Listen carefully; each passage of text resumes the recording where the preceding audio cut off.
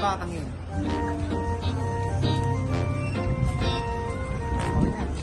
Hoy, princess, tawag na naman ng nanay mo. Kakain na daw.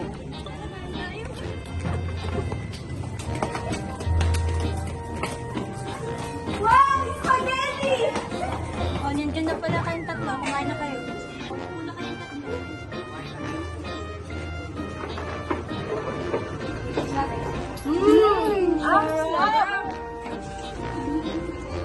Tita, ano spaghetti ko? Spaghetti lang yan.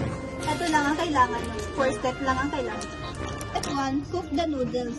Step 2, drain the water. Step 3, mix the flavor. And step 4, add noodles and meat.